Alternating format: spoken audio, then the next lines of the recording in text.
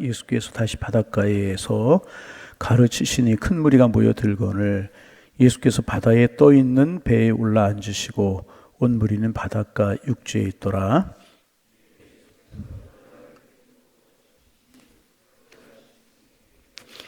들으라. 씨를 뿌리는 자가 뿌리러 나가서 더러는 흙이 아픈 돌밭에 떨어짐에 흙이 깊지 아니하므로 곧 싹이 나오나 더러는 가시떨기에 떨어짐에 가시가 자라 기운을 막음으로 결실하지 못하였고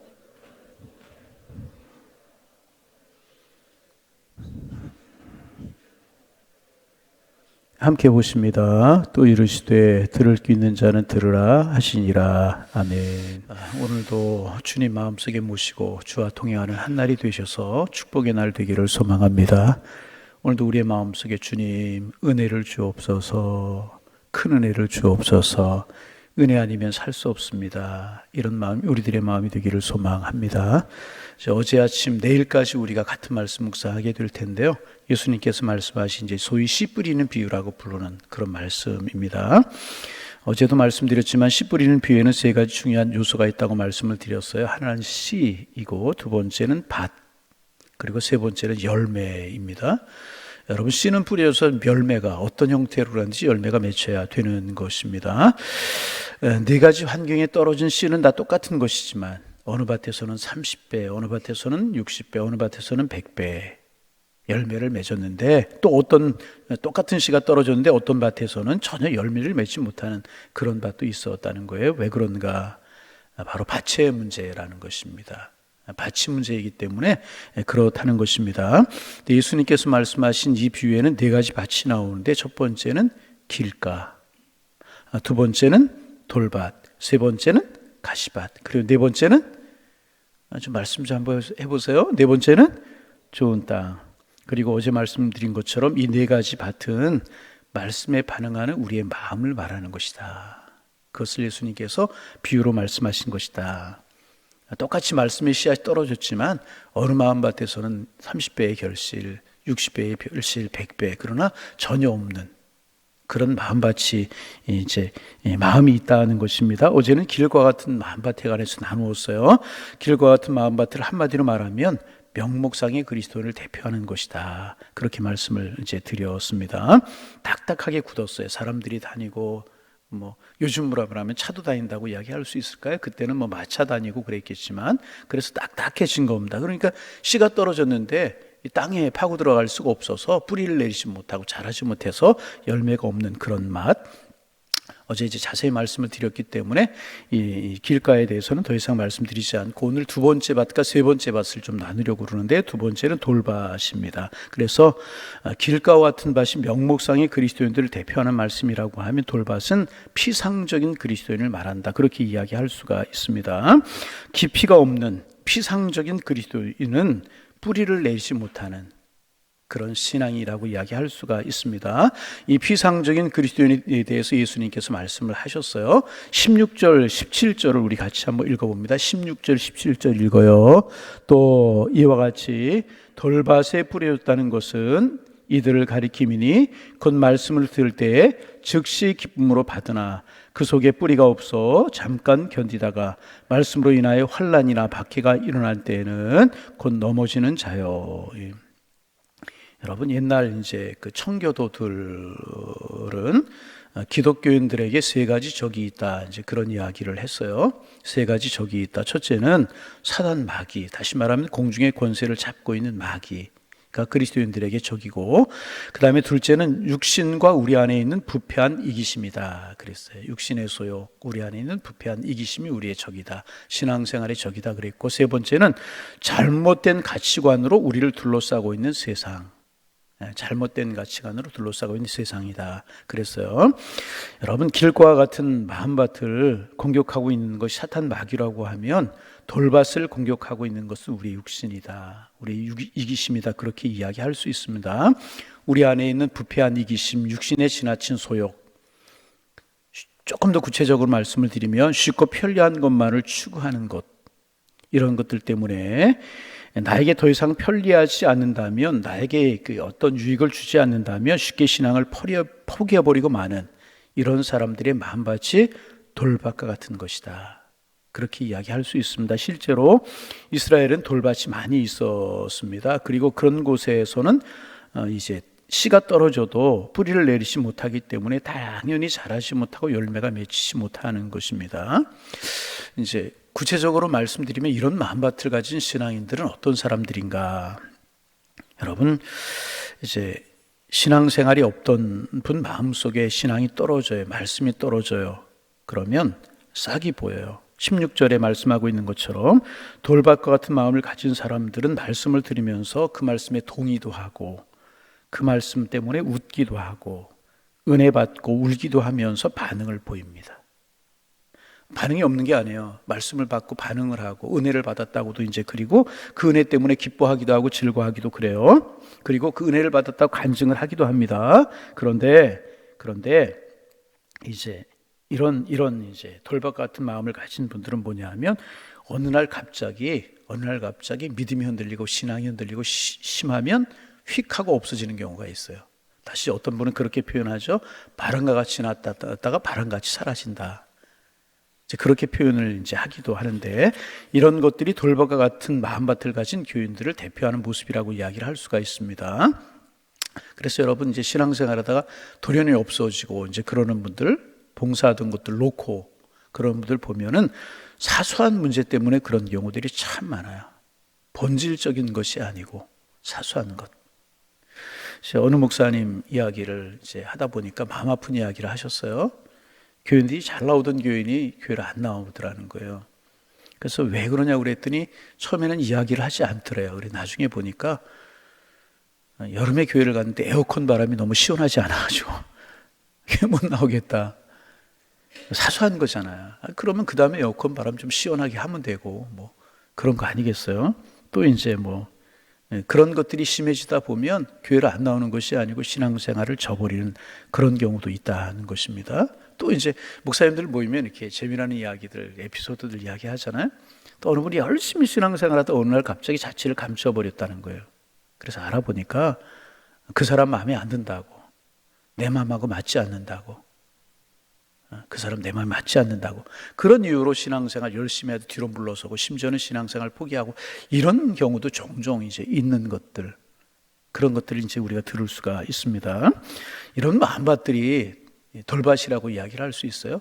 은혜 받았다고 뜨겁게 열심히 할 때가 있었고 감격하고 눈물을 흘리고 기뻐하고 그럴 때도 있었는데 금방 그것이 식어져 버리고 사소한 이유 때문에 작은 것들 때문에 믿음과 신앙이 흔들리는 이런 경우가 돌밭이다.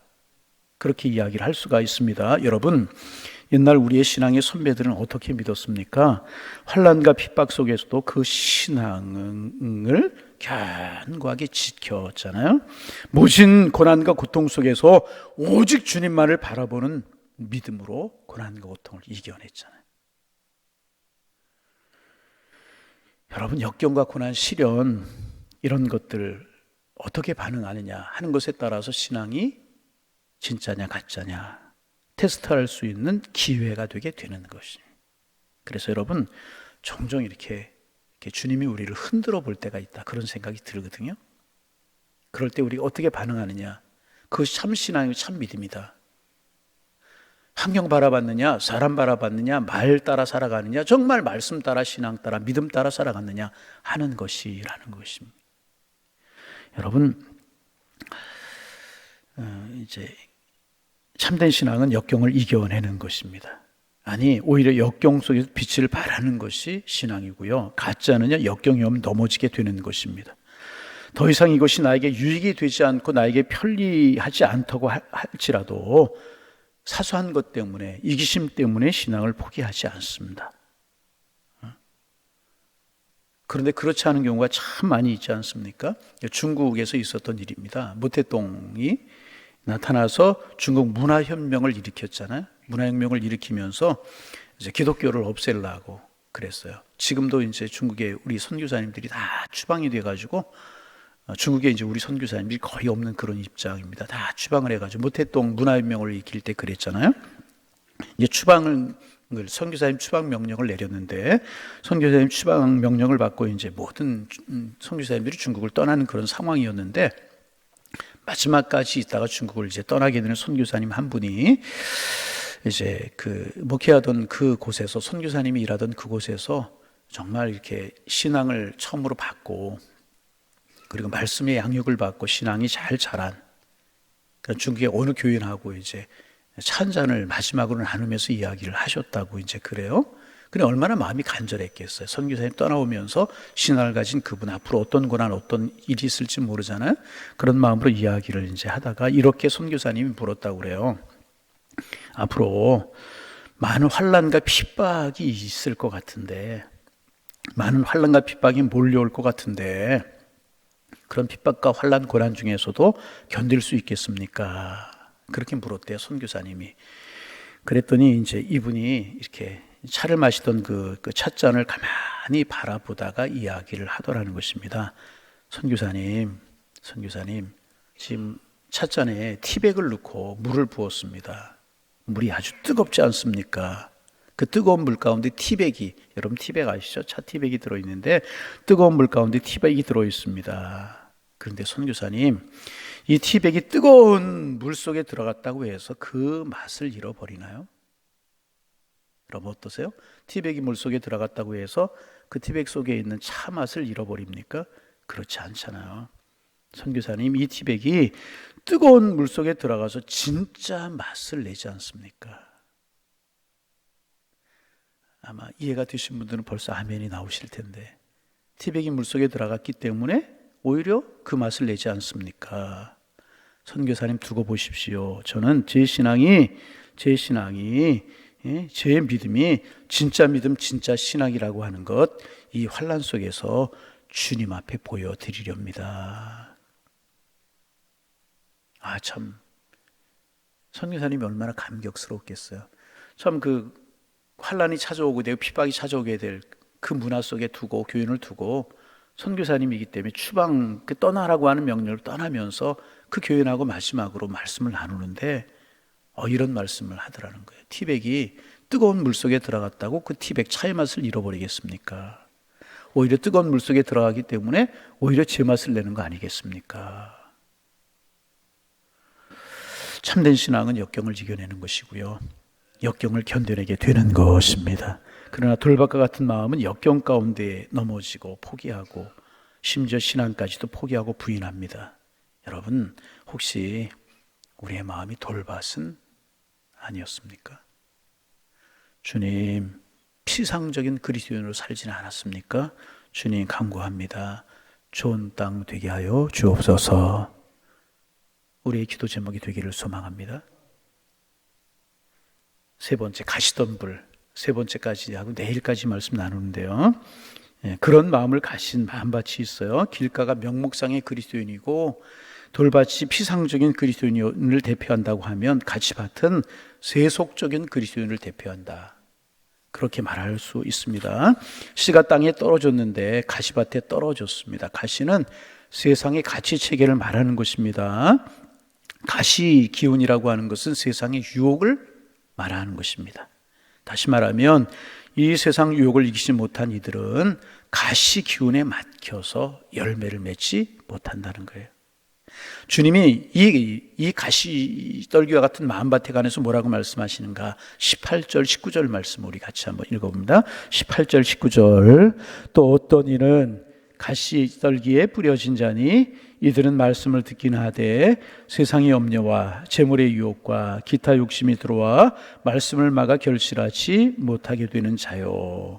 말씀을 막아서 결실하지 못하게 하는 것이 어떤 가시기운이라는 것입니다. 그러면 무엇인가? 세상의 염려, 재리의 유혹, 그리고 욕심이라는 세상의 가치체계, 이런 것들에 꽉 막혀서 믿음과 신앙이 자라지 못한다는 것입니다. 그런 것들에 대한 욕망이, 세상의 재물, 욕심, 이런 것들에 대한 욕망이 말씀을 사모함보다, 은혜를 사모함보다 크기 때문에 말씀이 열매를 맺지 못한다는 것입니다. 여러분, 이 사람이 말씀에 대한 열정이, 열망이 없는 것이 아닙니다. 관심도 있고 말씀에 대한 사모함도 있지만 세상에 대한 욕심, 재물에 대한 욕심, 이런 것들이 말씀에 대한 욕심, 은혜에 대한 욕심, 하나님의 은혜를 사모하는 것보다 훨씬 더 크다는 것입니다. 그래서 말씀의 열매를 맺지 못한다는 거예요.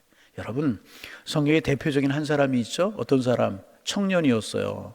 관원이었어요. 부자였었어요. 한마디로 말하면 젊은 나이에 일찍 출세한 사람입니다. 돈도 있고 명예도 있고 젊음도 있고 부족할 것이 없는 사람이었었어요. 그런데 이 사람의 마음속에 열망이 있었어요. 무엇에 대한, 천국에 대한, 영생에 대한. 그래서 예수님을 찾아서 묻습니다.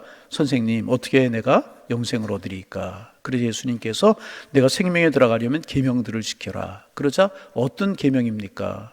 예수님께서 이제 10계명을 나누면 대신계명, 대인계명으로 나누잖아요. 살인하지 말라, 간음하지 말라, 도적질하지 말라, 이웃을 해하지 말라, 이런 대인계명에 관해서 말씀을 하셔요. 그래서 이 사람의 반응이 내가 이런 것들을 어렸을 때부터 다 지켰습니다. 말로만 지켰다고 그러는 것이 아니라 실제로 그랬던 것 같아요. 그러면서 이 사람 하는 이야기가 아직도 나에게 무엇이 부족합니까?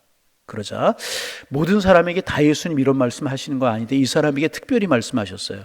내가 생명에 들어가려면 계명들을 지켜라. 그래서 쭉 이야기하자 이 예수님께서 하시는 말씀이 뭐냐면 내 소유를 팔아 가난한 자들에게 나누어 주라. 그리고 와서 나를 쫓으라. 예수님께서 이 사람의 마음을 보고 계셨던 거죠. 재물에 대한 욕심, 물질에 대한 욕망, 이런 것을 포기하지 못했다는 거죠. 그러자 성경에 보면 뭐라고 분명히 기록하고 있냐면 이 사람이 재물이 없음으로가 아니라 재물이 많음으로 근심하며 갔다. 재물이 많음으로 근심하며 갔다. 이 사람이 영생에 대한 갈망도 있고 하나님의 은혜에 대한 갈망도 있고 천국에 대한 그 갈망도 있었어요. 그러기에 예수님 앞에 찾아 나온 것 아니겠습니까? 계명을 지키며 살아간 것도 사실인 것 같아요. 그런데 그것보다 재물에 붙들려 있는, 물질에 붙들려 있는 그런 욕심이 더 컸기 때문에 말씀이 결실하지 못하고 은혜가 되지 못하고 깊이 있는 신앙의 사람이 되지 못했다는 거예요. 여러분, 우리도 혹 이럴 수 있다는 거죠. 우리 말씀에 대한 은혜도 있고, 요즘 또 새벽에 이렇게 이제 그 영상을 통해서 또 녹화된 영상을 통해서 새벽 예배 이렇게 들어오시는 분들이 제법 많은데 새벽에 영상을 듣던 또 녹화된 것을 보시던 새벽에 나오시던 우리 사모함이 있잖아요. 여러분 사모하는 마음에 주님이 채우실 줄로 믿습니다. 근데 중요한 사실은 뭐냐면 우리 사모함도 있고 은혜에 대한 갈망도 있지만 세상의 염려, 물질에 대한 욕심, 다른 것들이 우리의 마음을 꽉 누르고 있을 수 있다는 거예요. 그래서 은혜되지 못하고 깊이 있는 신앙으로 나가지 못할 때가 있다는 거예요. 마치 그 청년의 이야기, 관원이었던 부자였던 이 사람의 이야기처럼 그럴 수 있다는 거죠. 여러분, 주님을 바라보며 주님의 은혜를 사모함이 그런 것들을 이길 수 있는 우리가 되기를 소망합니다. 여러분, 다시 말씀을 드리지만 재물을 가지는 것이 잘못이 아니고요. 재물이 필요한 것이 사실입니다. 그러나 그 재물을 다스릴 줄 아는 믿음이 있어야 되는 것이라는 거죠. 그런데 다스리지 못하면 이 사람은 재물의 종이 되어버리고 말았다는 것입니다. 그래서 예수님 말씀하시잖아요. 너희는 재물과 하나님을 겸하여 섬길 수 없느니라.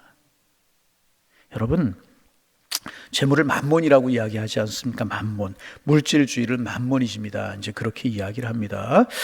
여러분, 이제 원래 이 만몬이라고 하는 이 말은 나를 믿는다. 이 빌리브라고 하는 말에서 온 그런 뜻입니다. 나를 믿는다. 만몬이라고 하는 것이.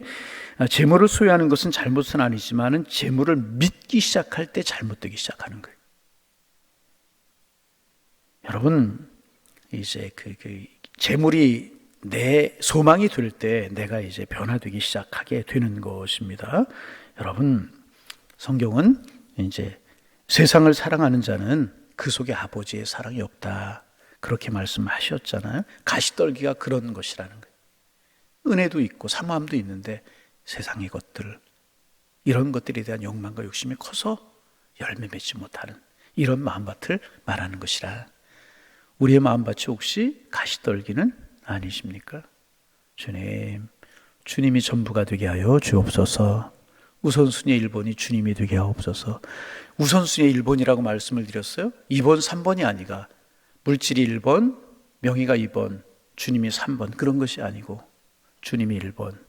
그리고 주님을 위해서 물질도 필요한 것이고 주님을 위해서 명예도 필요한 것이고 주님의 일을 잘 감당하기 위해서 하나님이 그런 것들을 부으시면 더 귀한 것이고 이것이 좋은 땅이라는 거예요. 주님, 이런 마음밭 되게 하옵소서. 우리의 기도 제목이 되기를 원하고 오늘도 반복합니다. 좋은 땅 되기 위해서 묵은 땅을 기경하고 30배, 60배, 100배로 열실할 수 있는 마음밭 되게 하여 주옵소서. 깊이 내리지 못하는 돌짝밭, 길과 같은 굳은 땅, 그 다음에 세 번째 나누었던 이 가시덤불, 다른 것 때문에 믿음이 자라지 못하는 그런 마음밭을 기경하여서 열매 맺는 삶을 올해도 살게 하옵소서. 오늘 우리의 기도 제목이 되실 수 있기를 주님의 이름으로 축복합니다. 하나님, 새날 주셔서 감사합니다. 오늘도 30배, 60배, 100배, 아니 이왕이면 100배 이상으로 결실하며 살아갈 수 있는 저희들의 모습이 될 수 있도록 축복하여 주옵소서. 성령님, 우리를 다스려 주시고 하나님, 우리에게 은혜 위에 은혜를 더하여 주옵소서. 좋은 열매를 맺어서 주변을 유익하게 하며 좋은 열매를 맺어서 하나님 앞에 영광이 되며 좋은 열매를 맺기에 저희들에게 축복이 되는 그런 삶이 되게 하여 주옵소서. 오늘도 우리의 마음밭이 길가는 아닌지, 우리의 마음밭이 돌짝밭과 같지는 않은지, 우리의 마음밭이 가시덤불 같지는 않은지 우리의 마음을 돌이켜보면서 우리의 마음밭을 기경하게 하여 주옵시고 하나님 성령으로 기경하여 주옵소서. 주님, 그래서 은혜가 우리를 지배하고 주님의 말씀이 우리를 인도하며 주님의 축복 속에 살아가는 저희들 되게 하여 주옵소서. 하나님, 오늘도 양일의 권속들 추운 날씨 가운데 어느 곳에 있든지 건강 지켜주시고 마음의 평안함과 기쁨이 잃지 않으며 주님께 소망을 두고 달려가는 한 날 되게 도와주셔서 행복한 한 날 될 수 있도록, 주님이 인도하는 날 될 수 있도록, 그 속에서 주님으로 말미암아 기뻐하는 축복의 날 될 수 있도록 은혜 위에 은혜를 더하여 주옵소서. 중고등부 청년들 이제 필리핀 단기 선교 막바지 준비를 하고 있습니다. 유익한 준비들을 잘 준비하게 하셔서 하나님 가서 아름다운 시간들이 되게 하시고 또 귀한 축복을 보게 하여 주옵소서. 저들의 인생에서 잊지 못할 아름다운 영적인 경험이 있게 하시고 저들의 인생에서 꼭 기억해야 될 만한 하나님의 사랑을 기억하며 돌아오게 주께서 인도하여 주옵시고 믿음이 없었던 아이들을 믿음 갖게 하시고 연약한 믿음, 견고한 믿음 될 수 있도록 축복하여 주옵시고 하나님이 행하시는 구원을, 하나님이 행하시는 아름다움을 보고 느끼고 돌아올 수 있는 귀한 시간들 되도록 주님이여 지켜 주옵소서.